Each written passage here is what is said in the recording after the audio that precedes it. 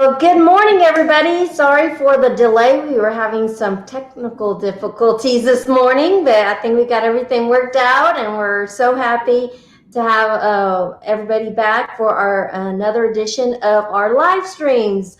Our focus for this month is cultural literacy, and our guest today is Ms. Laura Metzerbon from the Midland Classical Theater, correct? Is that, I know you recently changed your names. Did I get it correct? Okay. It's a Midland Classic Theater Company.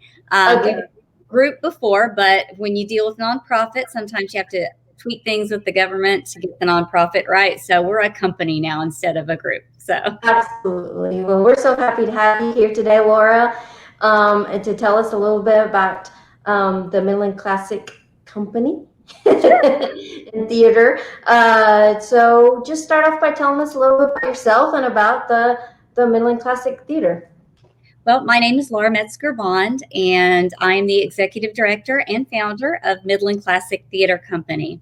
I have a degree in theater performance from Eastern New Mexico University, where I graduated summa cum laude.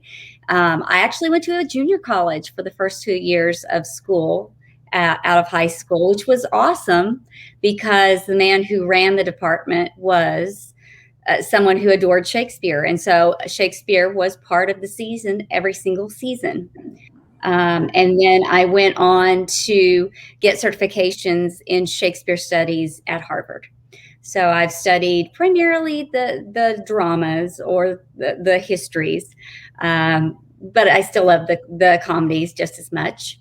And I've worked as a professional actress, primarily at Shakespeare festivals.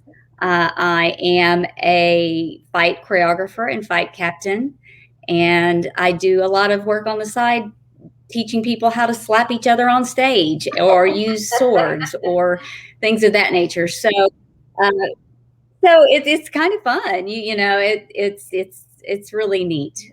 Shakespeare offers me the opportunity to do a myriad of things. So you went from Portales, New Mexico to Harvard. I'm very familiar with Eastern New Mexico University. I have a lot of family members that graduated from there. Yes, and they had a wonderful theater program. They did. I was there in the 90s, in the late 90s. Dr. Patrick Rucker was head of our department. He passed away last week, unfortunately. He's a great man, and before I took my first acting job, professional acting job, which was with a Shakespeare festival in rep, he put me through the ringer and taught me how to dissect Shakespeare's word. It's a good company, and it's a good theater company. And not only does it teach great acting skills, but some of my colleagues, such as Leonard Madrid, he's at New Mexico State. He is a fantastic Hispanic playwright. So we learned a lot, not just how to stand on the stage and go left or right. Well, you know that we always try to incorporate literacy into most of our live streams, and we feel it's very important for our students to understand culture and culture literacy. And so why do you think theater is important in teaching culture in a community? We know even if you go past Shakespeare, we know that theater is a tool that has been used for thousands of years. It's a catharsis, and it shows the human state or the human being. It tells stories. So we didn't always have a writing system to transport stories, but they could be reenacted. And so that's really the beginnings of theater, and why it's important, because it told one generation an important story from a previous generation. And so with the storytelling became theater. When we started writing, keeping good track of it, however you want to do it, Shakespeare did it in a very different way. Dramatic way. And it was kind of actually very interesting how how Shakespeare was even published back in his day. But theater is important because it doesn't have to be black and white. There's a lot of area of gray, and it tells a human story. And we all have emotions and feelings, and so that's why it's so important. We feel, especially theater is a great way for especially students that don't speak English or English is not their first language, because theater is, or it's performed literacy is the way I see it. And so if they don't understand words on a page, they can understand actors.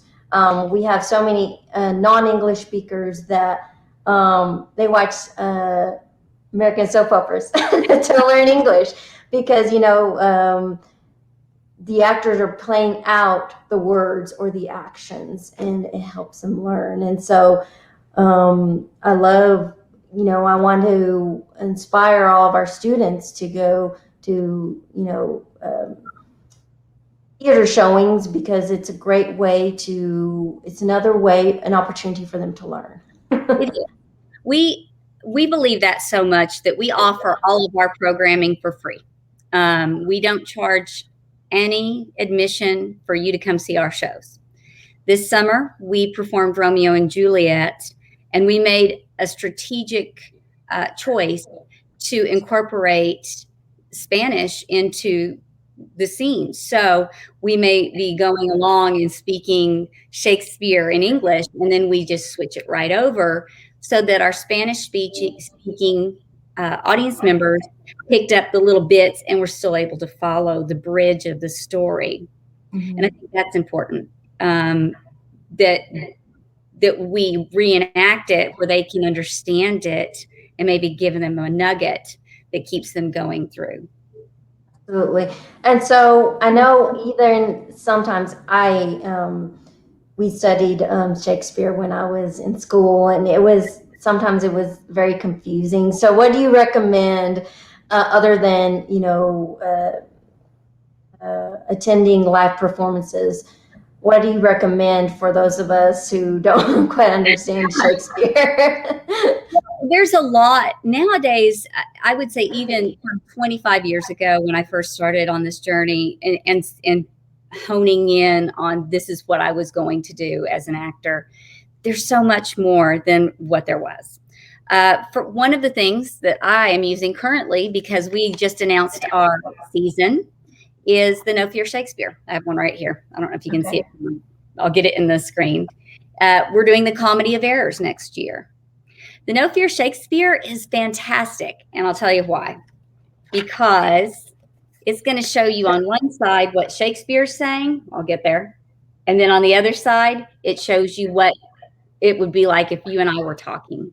Okay, perfect. So it's Shakespeare for dummies. Well, not for dummies, for people who may go, you know what, that is a very antiquated or old word, and I have no clue what it means. But if I look over here, it'll tell me what it would mean in today's standard. And so I use this as a tool when I'm working with actors or when I'm teaching Shakespeare. It's a fantastic piece of literature, and it's easy to use. Another way to help is online nowadays. You can find just about anything. Yes. And very frequently, the Globe in London, or even some of our we have some fantastic Shakespeare festivals within the United States, broadcast for free productions. And all you have to do is click in. I was telling someone earlier, my son and I watched a version of Macbeth where Penn and Teller had done the magic for it. And we watched it twice. He was so fascinated by it. So we were able to click in and study it with the book and then watch it on the page too. That's kind of neat. I use audiobooks. So if you have access to audiobooks and you don't speak English well, you can plug it into your ear and follow along on the script. And very frequently, it will give you little notations as to what the words mean. So those are some opportunities. If you're really studying it hard for a class, I suggest that you get Riverside Shakespeare is a good one, or a Shakespeare that has, I'm trying to pick up off my desk here, it'll have notes at the bottom that tells you. So if the word is funny, it'll have an asterisk by it, and you can go down below and look up that word, and it'll tell you what that means. So that's a good way to figure it out if you're just trying to dissect the script. And that in itself is an entire art form. People actually they say that there are more books written about Shakespeare than anybody else or about anything else. So Yes. And so for recommendations for our instructors that they may want to teach, they want to teach a Shakespeare class. What is your suggestions? Because we always say, have our students speak the word, have them act it out, have them show you what it is. So that's a little bit of acting too involved in that. So how would you encourage them to, as a actress or as a acting instructor, what are some tips for our instructors? What I always like to say is, and Shakespeare gives you the clues. That's the wonderful thing that people don't realize.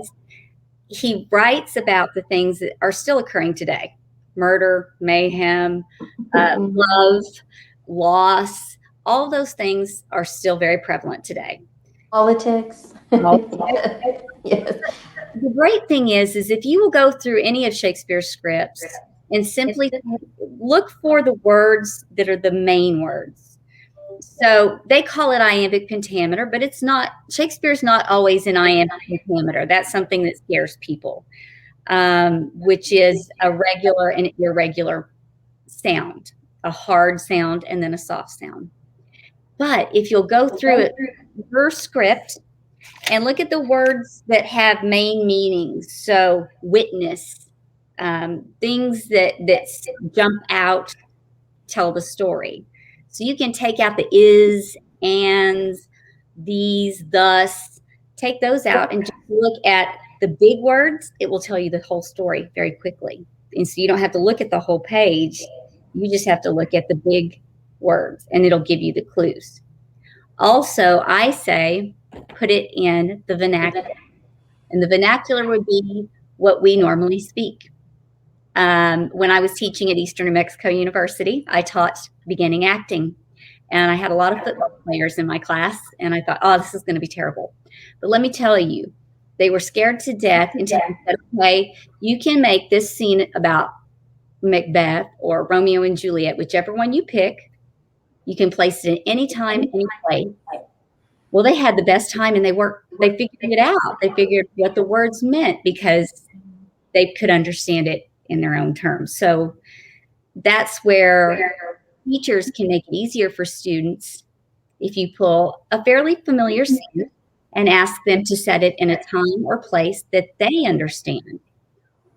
We recently did Taming of the Shrew, set in the Old West. And so it's interesting. A different meaning, and people laughed their heinies off because, they connected with it. It was like they were in West Texas when it was first being created here in Midland. We were building the big city. And so they got it a little bit easier. And so those are some tips for teachers. Perfect. And you've mentioned that you do use non-English speaker, or sometimes you perform it in Spanish. And so I think that is so encouraging because people sometimes have the assumption that 6 year is only for English speakers or for only, I guess, upper class. And it's for everybody. It is. We were very excited. One of our board members has helped us really communicate and figure out how to make most of our cast diverse, and our audiences are diverse. We found that from the first year that we started, where we had a predominantly white audience, now our audiences are a third white instead of completely Caucasian. And that's exciting because that means we're reaching people. I had a little boy and they came because it was free and it was a single mom situation and he was enthralled by it because he couldn't afford to go see it normally, but he was excited to see somebody that looked like him on stage.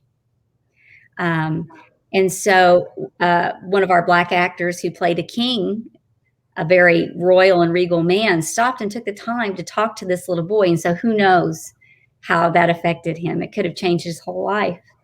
So we hope to really work within the communities to create diversion and diversity. We are going to be working with the Juneteenth committees this next season to do a fellow. And we're going to really try to break the boundaries of color with that show. So, okay, so speaking about your shows, tell us more about when you'll be, and you're also, I understand, offering some classes, some interesting classes this fall. So tell us about those. So this fall, we'll be offering 2 classes. They'll be over a weekend. They are free, of course, but we have slots. So you can find the ways to sign up on our Facebook page, which is Midland Classic Theater Company. And on the Facebook page in September, we'll be offering a fight class. We will be teaching beginning stage combat. It will most likely be open hand because that's how you start. But we will let them handle some weapons and learn some neat things about stage combat. Then in October, we will be offering Shakespeare acting for beginners. So we'll teach actors how to look at a script, how to highlight and pick out the words that are important, and how to portray that with the other person. Again, 100% free because we want anybody age 12 and up to have the opportunity that they may not get somewhere else. And so we'll have that posted as well. And our season next year is Brush Up Your Shakespeare.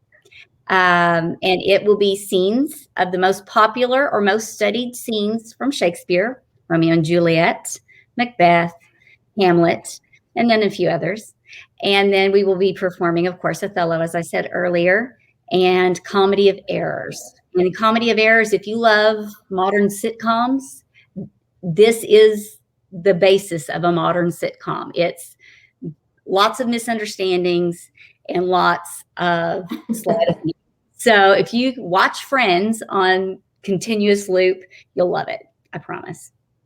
Perfect. And where do you hold most of your performances? In a park or where do you have them? We perform outdoors. Most Shakespeare festivals are always outdoors in the summer, and that's where we're gearing towards. We're brand new, not brand new, but we're new. We're in our infancy. Midland Community Theater has been very gracious to let us use their amphitheater, and that's where we'll be this next year. But we will also be performing at Centennial Park downtown, and that's wonderful because the parents can lay out a blanket, you can get snacks and watch the show, and we keep it abbreviated. Our goal is never to perform a full length, but to give you an abbreviated version. We know that in today's modern society, most people won't sit for longer than an hour or 2 hours on a Shakespeare. So we're keeping it to a 45-minute to hour minimum. But those are the 2 places we perform, and we have a very good relationship with the Arts Council of Midland. And we will be there this November when they have their artists exposition. I can't even speak today. And we will be performing there too. So we like to be outdoors because it's easy for people to get in and out. You don't have to worry about parking. You don't have to worry about having the right seat. You just bring your lawn chair and you're there. And so let's see, how would you encourage maybe the younger generation to get involved in theater and to get involved in acting? Because there's so many, I feel like maybe the younger generation are just not interested in that, theater anymore. They're more interested in watching, Netflix or Hulu or live streaming something. And they're like, I'm not interested in live theater. What would you encourage them and say, hey, wait a minute, this is a good thing? And it's a cathartic thing. I would encourage them. We use a lot of new actors. In fact, I would say that a good portion of our shows over the past few years have had at least 1 to 2 new actors who have never done theater before. And that's actually better because then you learn it the right way and you don't learn it the wrong way.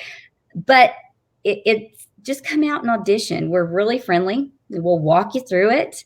And try to hit one of the acting classes. But the neat thing is you get to give some of yourself, but the audience gives something back to you. So there's an energy that comes back and forth. And I know that sounds very cheesy and very, very weird, but you can sit and look at a screen and it's not going to give you much.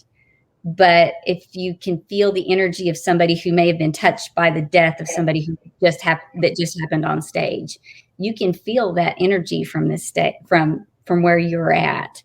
So come out, because my son is 17. He does shows. He loves it. And a lot of times the things that intrigue them the most are technical stuff, the fighting, how things work backstage. There's lots of opportunities in theater right now, a lot. So there's opportunities for everyone. And what about would you encourage somebody that says, well, I kind of want to be an actress or an actor, but I don't know if I'm very good. I don't, I'm a little shy. I would say this: you're never just the small step. This is a true story. So here's your inspiration. I auditioned every year of high school, every year for every show. And I never got cast until my senior year. And I got the lead. And I was very diligent. So I would do other things. I would work backstage and learn and watch. Eventually you will get your time on stage. I have been very fortunate to have worked with some great actors, Carol Burnett and others. And they tell me, and they've told me, that if you just keep trying, keep working, eventually you'll get your opportunity. But if you stop, then you'll never get your opportunity. Somebody will come along that will lift you up or give you a hand and show you how it works. And we would love to help show you how it works. Just keep improving yourself, right? Taking your classes and, always learning. Now, we just say, you should always continue learning throughout your life and never think that you've learned everything. I still take online classes. I still watch people that I respect very much and to see what they're teaching or learning, or some new trick or some new take on how to do Shakespeare. If I had to stop learning, I think I would be so sad. So you just have to do a little at a time and keep learning. That's the goal. Perfect. So any last minute information that you would like to share with our community? We will be auditioning for our birthday bash in the end of January, early February.